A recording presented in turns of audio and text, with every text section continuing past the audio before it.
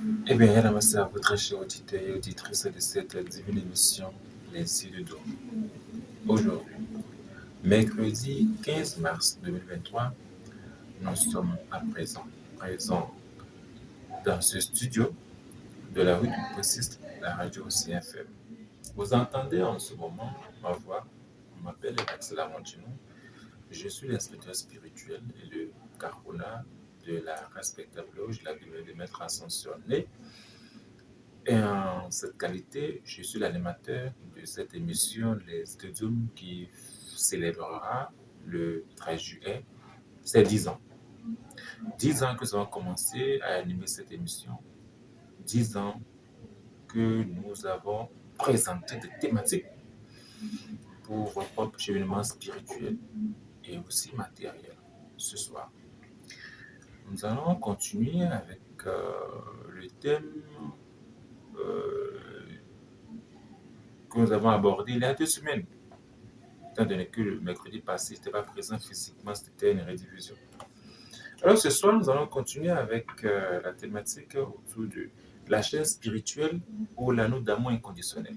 La chaîne spirituelle ou l'anneau d'amour inconditionnel. Vous n'êtes pas sans savoir que du côté de la demeure des maîtres ascensionnés, nous avons repris les veillées méditatives. Ces veillées méditatives qui ont été suspendues il y a de cela 3 ans, dû à la pandémie Covid-19. Donc, nous avons repris avec les veillées méditatives déjà. Il y a cela 2 semaines. Alors, j'ai eu à vous présenter à l'émission précédente du mercredi 1er mars, quand j'ai commencé à décortiquer cette thématique, ce que c'est que la chaîne spirituelle ou l'anneau d'amour inconditionnel, la quintessence même des veillées méditatives, et ce qu'il faut savoir. Nous avons commencé, on n'a pas terminé, et je vous ai promis revenir pour la suite. Chose promise, chose due. Ainsi donc. J'ai eu à faire la corrélation entre le symbolisme du 5, du nombre 5, du nombre 6 et le passage du 5 au 6. J'ai vu expliquer ce que c'est que la toge blanche. J'ai vu expliquer le symbolisme du 24. J'ai vu expliquer beaucoup de choses. J'ai vu aussi expliquer le symbolisme du silence dans les rangs et sur le parvis du temple, que c'est sacré. J'ai vu expliquer aussi que nous ne sommes pas seuls. Je vais dire tout ça à la fois. Aujourd'hui, nous allons continuer pour vous rappeler déjà à tous ceux qui étaient avec nous à la reprise des veillées méditatives le vendredi 3 mars que la deuxième veillée de la première série des veillées méditatives pour le compte de cette année 2023 est pour ce vendredi. Donc ce vendredi 17 mars à 19h30, vous êtes invités, vous, les Lightworkers de la demeure des maîtres associés, que vous soyez anciens ou jeunes, ou tout ce que vous voulez, vous qui étiez présents. Le vendredi 3 mars, vous êtes invités à la deuxième séance des veillées méditatives ce vendredi 17 mars à partir de 19h30 du côté de la demeure des maîtres ascensionnés. Venez avec vos toges blanches bien repassées, très important. Et soyez bien coiffés, très important aussi. Et vous qui prenez cette émission au vol et qui avez le désir de travailler, qui avez le désir de vous réorienter, qui avez le désir de comprendre les choses autrement, qui avez le désir de mûrir, de vous nourrir. Comme l'a dit le grand maître Jésus, on ne se nourrit pas seulement du pain, mais on se nourrit de la parole de Dieu. Donc, si vous êtes fatigué du train-train de la vie, si vous êtes fatigué des théories à ne point en finir, si vous êtes fatigué de la monotonie de la vie, de la monotonie de votre cheminement spirituel, eh bien, vous êtes les bienvenus du côté de la demeure de Maître Ascensionné ce vendredi pour participer au veillées méditatif, pour faire de la spiritualité autrement. Parce qu'il n'est pas plus fou que celui qui fait la même chose et qui s'attend à un résultat différent. Il n'y a pas plus fou que celui qui fait la même chose et qui s'attend à un résultat différent. Il y a trop de fous de la circulation du Cotonou. Il y a trop de fous qui pullulent sur la planète Terre. On fait la même chose et on s'attend de la magie. On s'attend à un résultat différent. C'est pas possible. Nous vous offrons l'autrement. Nous vous offrons la main pour l'autrement. Nous vous offrons la main pour un autre voyage. À travers les dimensions spatio-temporelles, à travers les principes universels, pour comprendre la chose autrement. C'est très important. Ainsi donc, vous qui me suivez en ce moment, si le cœur vous en dit, puisque tout est question de volonté, si le cœur vous en dit, si vous voulez vraiment faire les choses autrement, si vous voulez vous découvrir, si vous voulez comprendre, si vous voulez établir les premiers pas, les premières bases de la résolution de l'équation qui suis-je, eh bien, les veillées méditatives sont pour vous. Et nous serons heureux de vous accueillir dans l'égrégore des Lightworkers de la demeure de Maître Ascensionné. J'avais expliqué déjà ici ce que c'est que l'égrégore des Lightworkers et que les Lightworkers ne sont pas que vous et moi qui pratiquons les veillées méditatives, qu'il y a l'invisible aussi, qui est beaucoup plus nombreux que nous autres. J'ai eu aussi à dire que les Lightworkers sont composés de l'Esprit Saint, des Elohim, des chérubins, des séraphins, des archanges, des archaïs, des grands êtres de lumière, des grands esprits, des grands seigneurs des Yums, des grands seigneurs des Ondines, des grands seigneurs des Sylphes, des grands seigneurs des Salamondes. Je lui ai dit tout ça. Je lui ai dit aussi que il y a des Lightworkers qui ne sont plus de ce monde, qui se sont désincarnés et qui, depuis les mondes intérieurs, continuent à participer au veillées méditatif du côté de la demeure de Maître Ascensionné. Vous n'êtes pas sans savoir que le Karuna est l'accent Montino que je suis dans ma 20e année d'instructorat. Et donc, il y a un monde qui travaille. Il y a un monde qui compose la DMA. Il y a un grand monde qui compose la DMA. Et donc, il y a eu déjà des gens qui sont de la demeure des maîtres ascensionnés, mais qui se sont désincarnés. Et depuis l'invisible, continuent toujours à travailler. Puisque c'est un tout la vie. C'est une continuité la vie. Donc, tous ceux qui sont déjà inscrits ou tous ceux qui désirent s'inscrire sont les bienvenus ce vendredi 17 mars à partir de 19h30 du côté de la demeure des maîtres ascensionnés. La rigueur est de mise chez nous. Nous sommes une loge. Donc, il faut être fondamentalement à l'heure. Sinon, vous êtes ça. Vous n'êtes pas sans savoir que à 19h45, le portail est fermé. Que vous soyez chef d'État, président, un planton ou un menuisier, le portail du temple est fermé 15 minutes avant le démarrage des travaux. 15 minutes avant le démarrage du service, le portail du temple est fermé. Puisqu'il faut une discipline spirituelle. Et si vous suivez bien le développement de cette émission, vous allez comprendre pourquoi tout cela est organisé ainsi. Voilà. La chaîne spirituelle c'est le gardien du temple qui est garant du respect des principes et du déroulement de l'exécution des veillées méditatives. Et le gardien du temple a tout pouvoir, il symbolise. Au-delà de ce que vous comprenez étymologiquement par le gardien du temple, au-delà de ce que votre ego vous fait croire de la compréhension de ce que c'est qu'un gardien du temple, il n'y a qu'un Kahuna qui puisse mieux vous expliquer.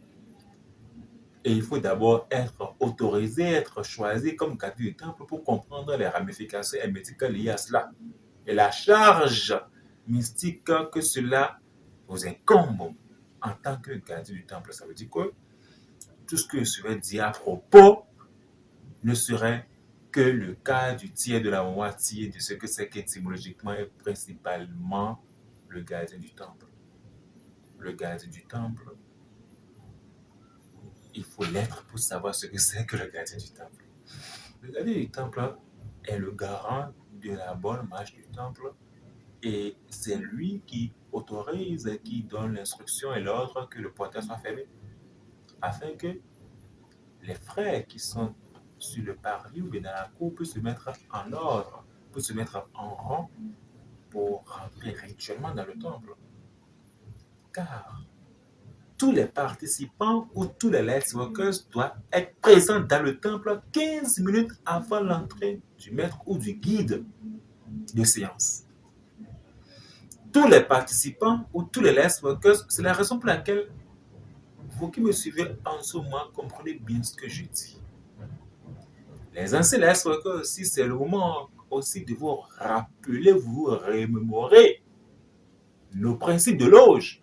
Et ce que je suis en train de dire est inhérent et est commun à toutes les loges visibles comme invisibles. C'est comme ça on procède. C'est comme ça que les choses se passent. On n'est pas dans la cour du roi Péto où on peut se permettre de rentrer dans le lieu du Saint des Saints comme on veut. Je me répète. 15 minutes avant le démarrage de tout service méditatif, tous les participants doivent être dans le temple déjà avant l'entrée du guide ou du maître. Quand le guide ou le maître entre, le temple est fermé et plus personne n'entre et ne sort. C'est comme ça. Même dans nos couvents traditionnels, dans les monastères ou dans le couvent traditionnel, dans tous les cultes, tout ce que vous voulez, c'est comme ça aussi, pour ceux qui ont été initiés rigoureusement. Et je ne suis pas un profane, je suis un haut dignitaire de la tradition. Je suis chapeauté. J'ai le gros chef. Et j'ai des décors. Et des bâtons de commandement. Je sais très bien de quoi je parle. C'est pareil dans le couvent. Quand le vénérable fait son entrée, plus personne n'entre ou ne sort. Et le rituel s'exécute maintenant, car c'est sacré. On va à la rencontre de Dieu. On va à la rencontre du sacré. Et j'ai eu à dire ceci, que le sacré est secret et que le secret est sacré. Le sacré est secret et le secret est sacré. L'éveil méditatif, c'est la présence ou la conjonction des forces invisibles qui se retrouvent et qui se meuvent. La conjonction, la rencontre des forces invisibles qui se retrouvent et qui se meuvent, qui se mettent en mouvement. Donc, 15 minutes avant l'entrée du guide, les participants sont tenus de vivre le silence en écoutant de la musique adéquate pour essayer d'harmoniser les différents corps subtils.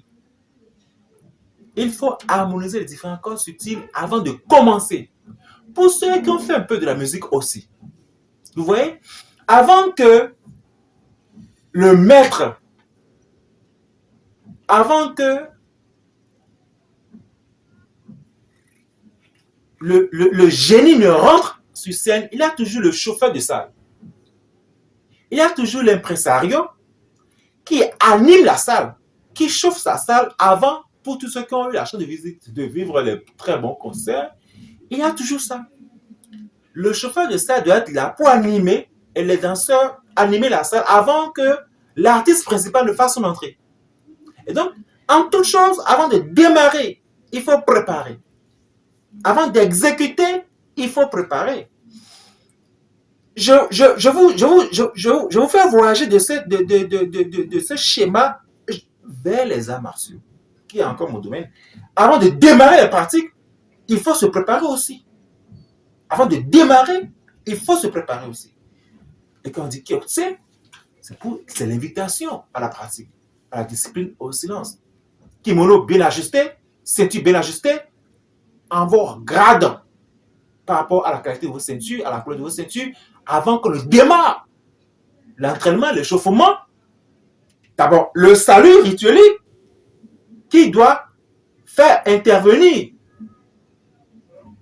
la posture, l'habillement des kimonos, les ceintures et tout le reste, l'entrée sur le tatami et tout le reste. Et après, les saluts, l'échauffement. Et c'est après l'échauffement maintenant qu'on commence maintenant le cours approprié. Ouais. En toute chose, avant d'exécuter, il faut se préparer.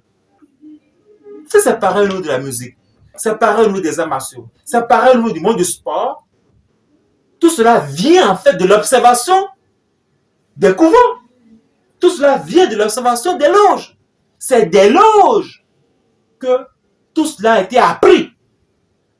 Tous ceux qui ont été des précurseurs du monde des sports, du monde de la musique, sont tous des initiés de loges. Prenez un seul fondateur d'une discipline sportive des arts martiaux qui n'a pas été initié en loge. Ça vient toujours d'une loge, les arts martiaux. Ça vient toujours d'une loge, les sports. C'est toujours comme ça. C'est la raison pour laquelle vous pensez qu'un art martial est purement physique, un art martial est purement spirituel. En fait, en vérité, un art martial est purement spirituel. Pour le peu que j'ai touché, que ce soit le karaté, le judo, le wushu, le tai chi, la sanda, que j'ai pratiqué depuis plus de 34 ans, l'art martial à un parti d'un certain niveau est purement spirituel. Donc les gémissements ou bien les démonstrations physiques ne sont que juste de la danse. Mais l'art même est purement spirituel, en vérité. Celui qui pratique, qui est un bon pratiquant d'une art, n'a pas besoin de se démontrer ou de montrer quoi que ce soit. Il se sert de cet art pour se dominer, pour s'élever en esprit. Pour toujours démontrer la paix. C'est la raison pour laquelle c'est ce même principe qui exige de tous les lightworkers à toujours être présent dans le temple 15 minutes avant l'arrivée du maître. D'écouter de la musique et de s'harmoniser. De retrouver la paix. C'est ce qu'on cherche quand on fait les arts martiaux. On retrouve une paix qu'on n'a pas. Parce que quand on vous agresse, on vous déséquilibre la paix. Et vous avez tendance à vouloir répondre. Mais quand vous pratiquez là, n'importe quel art martial, vous conservez cette paix-là qui ne vous emballe pas à réagir. Mais vous réagissez quand vous sentez que vous êtes en danger vital. Et là, vous neutralisez l'adversaire, mais pas le neutraliser pour le détruire. À quelques exceptions près, bien sûr. Parce que si un abruti vient vers moi pour me faire du mal, je risque de le neutraliser violemment. À quelques exceptions près, bien sûr. Et c'est ça le principe de la discipline. Le principe de la discipline exige la maîtrise, la recherche de la maîtrise pour aller vers le Saint. Des saints, qu'est Dieu, que nous sommes, qu'est le je suis, que nous sommes. C'est fondamental. Et le gardien du seuil comprend tous ces principes fondamentaux. Et c'est la raison pour laquelle on vous invite la discipline dans le temple, la discipline à l'intérieur du temple, et la discipline dans les rangs, la marche vers le parvis, les vérifications et douanes, et l'entrée dans le temple 15 minutes après. C'est la raison pour laquelle on vous invite à être présent. Et quand on vous dit l'éveil commence à 19h30, faites l'effort d'être toujours présent avant 19h30. C'est très important. Le temps de vous déshabiller, de vous changer, de mettre vos toges, parce qu'il ne faut pas porter vos toges de la maison pour venir à la démarche. Non, c'est interdit.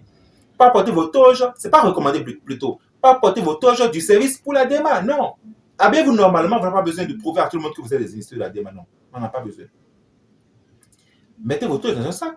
Habillez-vous normalement et dès que vous venez à la DMA, vous pouvez vous changer. Tout simplement. C'est très important. Et tout ça, ça fait partie de la préparation. Ça fait partie de la chaîne spirituelle. Ça fait partie de la préparation. Je dis bien, avant l'exécution, il y a toujours la préparation. La solennité des rencontres méditatives est fondamentale parce qu'on va vers la rencontre avec soi-même. Et chaque fois qu'il y a des questions de participer aux veillées méditatives, toute la hiérarchie spirituelle se prépare pour nous accueillir, nous, les Life Workers de la demeure des maîtres ascensionnés, que ce soit Sheila, sympathisant, protocole, et puis instructeur spirituel Kahuna, la hiérarchie spirituelle nous accueille dans leur chaîne, dans leur égrégore.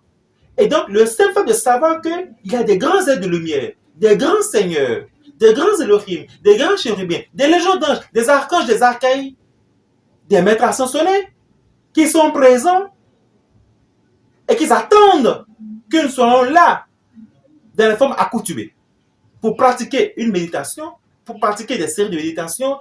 Ça relève de l'aspect solennel de l'événement. C'est la raison pour laquelle, avant cet événement, vous devez vous mettre dans certaines postures de disposition, à savoir, déjà 48 heures ou 72 heures avant chaque veillée, vous retirez, mangez quand vous avez vraiment faim.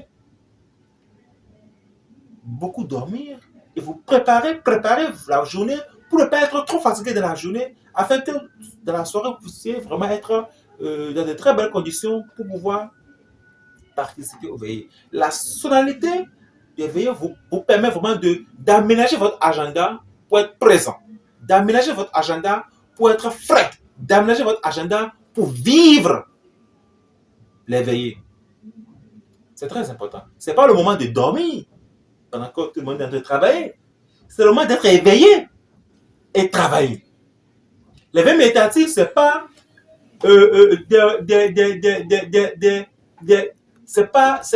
c'est pas un moment de pause café ou un moment ou bien un lieu de repos où on vient se détendre pour dormir. Non. On se prépare en conséquence en journée pour que, et dans la semaine, pour que ce jour, dans la soirée, on soit à même de bien travailler, de bien écouter les injonctions et les instructions du maître et pour pouvoir bien participer aux veillées méditatives, parce que j'ai coutume de dire que la demeure des maîtres ascensionnés et les veillées méditatives en particulier sont comme une auberge espagnole. On ne retire que ce qu'on a apporté. Je me répète, la demeure des maîtres ascensionnés en général et les veillées méditatives en particulier sont comme une auberge espagnole. On n'y retire que ce qu'on a apporté. En sachant un seul mot suffit. L'autre chose, c'est que dès lors que nous pratiquons la relaxation musicale tout le temps avant de démarrer la méditation et même pendant la méditation, c'est pour accueillir la hiérarchie spirituelle, puisque la musique est un ensemble de notes orchestrées. La musique spirituelle est un ensemble de notes orchestrées. Et les notes sont le verbe qui véhicule l'esprit. Les notes spirituelles sont des verbes qui véhiculent l'esprit. Le shabda, le verbe qui se fait chair. Donc, quand vous prononcez des ensembles de notes, ça crée des vibrations. C'est comme le bessa, le bessissa. Quand vous prononcez des notes, ça crée des vibrations. Quand on vous appelle par votre prénom, vous répondez, n'est-ce pas? De la même manière, quand on prononce certains nombres de mots secrets, ça produit des vibrations, ça attire des entités. Et c'est à vous de savoir quels sont les notes que vous prononcez. Quel est le genre de musique que vous écoutez? Si vous écoutez des musiques qui sont des ensembles de notes, j'allais dire ténébreuses, vous allez vous attirer des entités ténébreuses dans votre subconscient. Mais quand vous écoutez des musiques spirituelles ou d'autres musiques à caractère qui élèvent l'âme, vous allez vous attirer des entités lumineuses. Et l'entrée, je disais tout à l'heure que tous les disciples, tous les Life Workers doivent être dans le temple 15 minutes avant l'entrée du guide ou l'entrée du maître, parce que l'entrée du maître est solennelle. Je ne dirai pas plus. L'entrée du maître est solennelle, je ne dirai pas plus. Et la présence du maître, elle l'est davantage. Car c'est le Nam Kidan ou le La Kingdom. La présence du maître est encore davantage. C'est le Nam Kidan ou le La Kingdom. La présence du maître est sacrée. Elle est davantage. Je n'en dirai pas non. Pas plus non. Parce que ces aspects émettent extrêmement avancés. La présence du maître, l'entrée du maître et la présence du maître. Ça veut dire quoi? Ce n'est pas une émission radiophonique que je vais m'exercer à rêver des secrets du temple ou des secrets de la loge. Ce n'est pas possible. Même si je vous le dis, vous n'allez rien comprendre puisque vous n'avez pas été initié rigoureusement et rigoureusement. Vous ne pouvez pas comprendre. Parce que même si vous êtes initié en loge, il faut avoir un certain degré d'initiation pour comprendre ce que c'est que l'entrée du maître dans le temple et la présence du maître. La présence du maître veut dire quoi? Ça fait appel à quoi et quoi et quoi? Ça fait appel à quel type d'outil? Le couvent. J'ai coutume dire que le secret est sacré, le sacré est secret. Donc, je n'en dis pas plus. Je vous dis déjà beaucoup de choses qu'il faut savoir sur la composition et le déroulement des veillées méditatives dans une loge, visible ou invisible. Je vous le dis assez parce que quand vous allez vous désincarner, ce qui est sûr, une fois dans le monde invisible, vous allez vous rappeler de ce que je vous ai dit sur cette émission. Et peut-être que cela vous aidera. Ce qui est sûr, c'est que cela vous aidera. Il est mieux de s'approprier ce genre d'informations. Comme l'a dit Saint Paul, je crois, je meurs chaque jour. Il est mieux d'apprendre à mourir chaque jour. En fait, il est mieux d'apprendre à grandir, à s'instruire chaque jour pour ne pas être surpris de l'examen final. C'est très important. De toute façon, on ne dira pas et on ne dira pas au Seigneur du karma en son temps qu'on ne le savait pas. La veillée méditative nous appelle à développer la lumière que nous sommes pour mieux la rayonner. La veillée méditative au niveau de la demeure des maîtres associés nous appelle à développer la lumière que nous sommes pour mieux la rayonner. Et ces moments sont très importants parce qu'aujourd'hui, nous sommes le mercredi 15 mars. Nous sommes à 6 jours d'un événement planétaire. C'est quoi? Nous sommes à 6 jours d'un événement important qui, consciemment ou inconsciemment, influencera toute la planète. Il s'agit de quoi? Je dis bien, nous sommes à 6 jours d'un événement qui, consciemment ou inconsciemment, influencera toute la planète et toute l'humanité. Et quand on parle d'humanité, pas seulement les humains. Il y a une différence entre les humains et l'humanité. Les humains font partie de l'humanité. Les humains ne sont pas l'humanité. Les humains font partie de l'humanité parce que quand on dit l'humanité, c'est à la fois les humains, à la fois les animaux, les végétaux, les minéraux et tout ce qui s'y trouve sur la planète Terre. Alors, je dis 6 jours, dans 6 jours, il y a un événement important parce que le 21 mars marque le début d'une nouvelle saison, d'un équinoxe. L'équinoxe des printemps. Les printemps. C'est merveilleux cette affaire-là. Les printemps. J'ai eu, il y a quelques années, c'est plus trop 6-7 ans, je ne sais plus trop, 8 ans, à faire des émissions et même à faire même des conférences sur ce que c'est que le printemps. J'ai eu à faire des émissions et des conférences sur ce que c'est que l'été. J'ai eu à faire des émissions et des conférences sur ce que c'est que l'hiver. J'ai eu à faire des émissions et des conférences sur ce que c'est que l'automne. Les 4 saisons d'une année. Le printemps, l'été, l'automne et l'hiver. Voici l'ordre. Le printemps, l'été, l'automne et l'hiver. J'ai expliqué tout ça. Parce qu'il y a quelque chose qui se passe. Du 21 mars au 30 juin. Du 21 mars plutôt au 20 juin. Il y a quelque chose qui se passe. Dans cette période, on parle des printemps. Il y a quelque chose qui se passe en été. Il y a quelque chose qui se passe en automne. Il y a quelque chose qui se passe en hiver.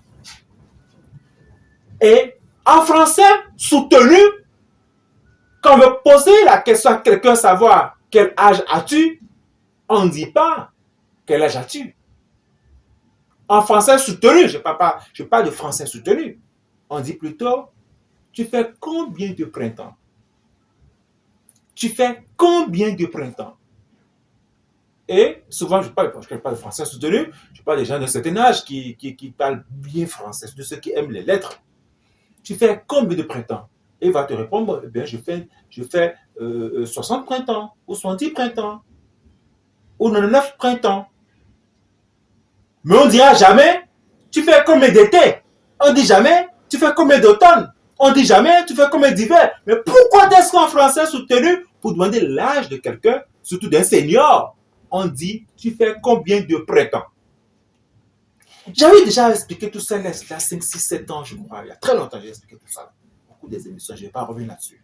De toutes les façons, nous sommes dans une période excessivement importante pour chacun de vous, les auditeurs et auditrices de cette émission. Je vous invite fondamentalement à beaucoup travailler, à beaucoup méditer, à beaucoup vous purifier, à jeûner si possible. Parce que ces jours, ces derniers jours qui signent la fin de l'hiver pour le début des printemps à partir du mardi 21 mars, ces derniers jours sont très importants pour se purifier, pour se ressourcer, pour se dégager, pour accueillir le printemps. Vous voyez que quand commence le printemps, à partir du 21 mars, tout fleurit. C'est-à-dire là, les plantes commencent à sortir de nouvelles feuilles. Parce qu'entre-temps, l'hiver ou bien la matin chez nous fait que les plantes se sont asséchées, les feuilles se sont asséchées, les plantes ont perdu, les arbres ont perdu les feuilles. Mais à partir de maintenant, vous voyez, les petites pluies, tout commence à pousser, tout commence à germer. Il commence à avoir beaucoup d'herbes. Vous allez dans la brousse, dans la brousse, vous voyez que les herbes commencent à pousser, tout est vert. Et les génies, tout renaît. C'est une période extraordinaire. Je crois que il est important pour vous d'aller fouiller mes émissions, les anciennes émissions qui sont sur YouTube ou sur le site web de la DEMA, www.logedema.org, pour pouvoir apprendre tout ce que je viens de dire là-dessus. De toute façon, en sachant un seul mot suffit, vous êtes dans une période, nous sommes dans une période très importante de méditation. Ce n'est pas pour rien que nous avons commencé les veillées depuis le 3 mars.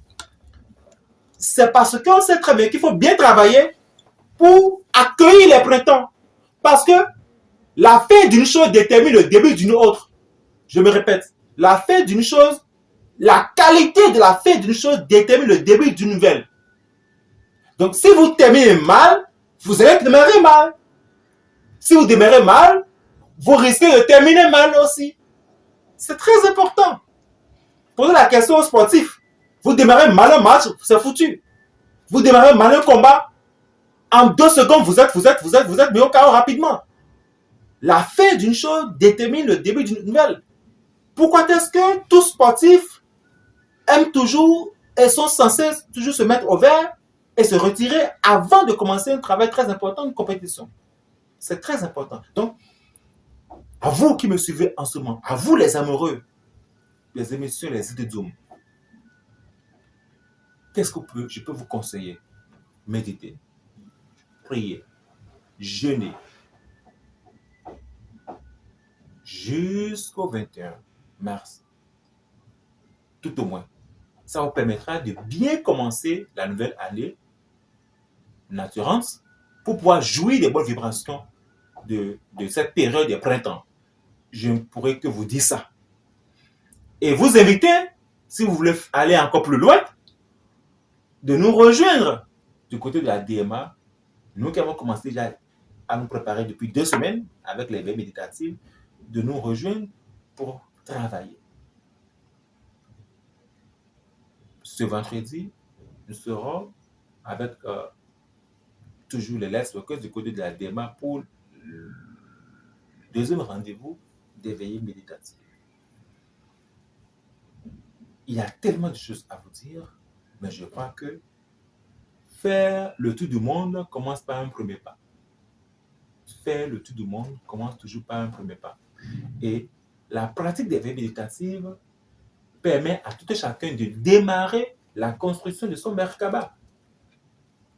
La pratique des veillées méditatives permet à tout chacun de démarrer et soutenir la construction de son Merkaba. Et la construction de son Merkaba, qu'on appelle en fait le corps solaire, dure des réincarnations, des millions d'années, avant qu'on arrive à construire correctement et à solidifier correctement son Merkaba. Vous avez la grâce et la chance d'écouter ces mots. Vous avez la chance et la grâce d'écouter ces enseignements. Et vous avez le choix de vous y coller. Vous avez le choix de pratiquer ces enseignements comme vous avez le choix de tourner dos à ces enseignements. C'est très important pour vous, pour nous, le silence, la pratique du silence, parce que quand on est pratiquant des veillées méditatives à la DMA, le silence est chose commune. Vous n'êtes pas autorisé à révéler la pratique ou les pratiques dont vous avez été témoin, ni ce que vous avez vu dans le temple. Voici donc, en somme, ce qu'on peut vous dire pour que vous soyez présent physiquement ou pas, vous puissiez savoir maintenant ce que c'est que les veillées méditatives. Je viens de se faire, à travers ces 2 numéros de cette émission des îles Doom, démystifier ce que c'est que les veillées méditatives. Je crois que cela vous servira pour votre cheminement spirituel, vous qui me suivez en ce moment, ou vous qui aurez la chance d'écouter cette émission sur notre site web www.lojdma.org ou ailleurs. Je remercie l'égrégore de la demeure des maîtres ascensionnés, la respectable de la demeure des maîtres ascensionnés. Je remercie la vie, le Seigneur Gaïa. Je remercie le Saint-Esprit. Je remercie toute la hiérarchie spirituelle. Je remercie les seigneurs du karma. Je remercie les seigneurs de la vie, les seigneurs de la mort. Je remercie les Elohim, les chérubins, les séraphins. Je remercie les archanges, les archaïs. Je remercie les seigneurs des Yums, les seigneurs des Ondines, les seigneurs des salamandres, les seigneurs des sylphes. Je remercie l'Esprit Saint.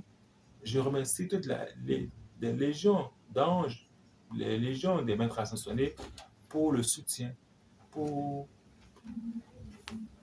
tout le soutien dont je jouis, dont la demeure des maîtres ascensionnés jouit dans cette incarnation. Et je sais que tout va divinement très bien.